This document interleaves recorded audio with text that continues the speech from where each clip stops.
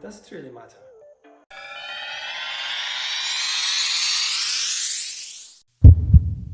Hello guys and welcome to Rasscraft's channel. This is Mustafa. Today we're gonna talk about clean doctors. On July the 1st, 1818, in Buda, not this one, that one, the western part of Budapest, Ignac Zemmельвейс was born into a German family.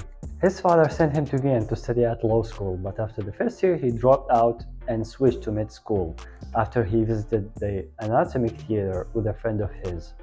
And by 1844, he got his PhD in medicine. In Vienna, there were two maternity clinics.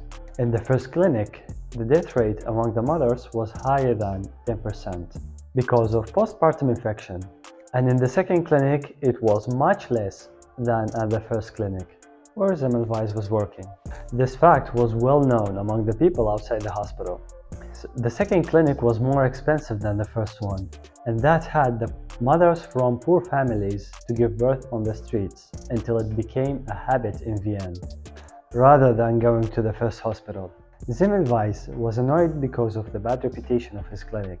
He even said, "This made me miserable, so I started thinking that the life is worthless."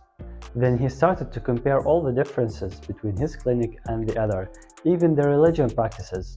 But the main difference was that in the second clinic there were only midwives, and in the first clinic there were students in addition to the doctors. Wait, that doesn't mean that med school students are bad and they kill the pregnants. Remember when we said that there were women who gave birth on the streets of Vienna?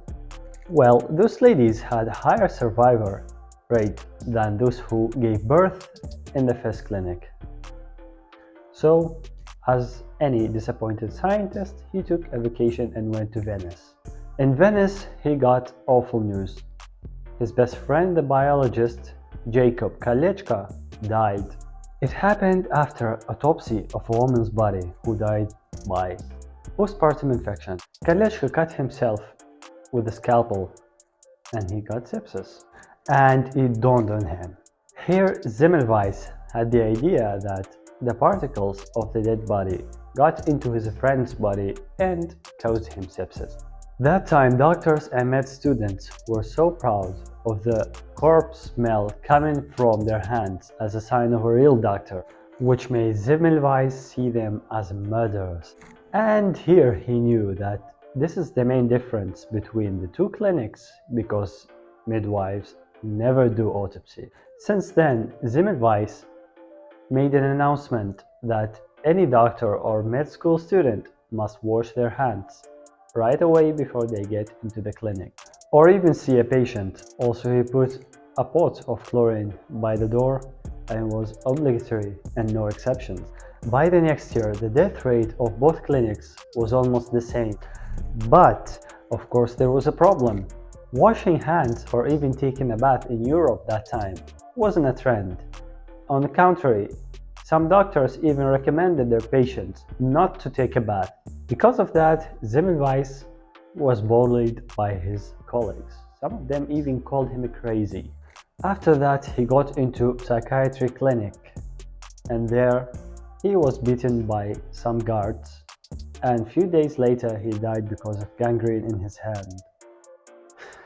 Unfortunately, Zemmelweis never could come up with a theoretical explanation of what he had discovered, even though he saved hundreds of lives, until a few years after his death, when Louis Pasteur proved him right. May the 15th, 1847, is the birthday of asepsis, a small action that saved many lives and killed its discoverer. That was all for today. Thank you guys for watching.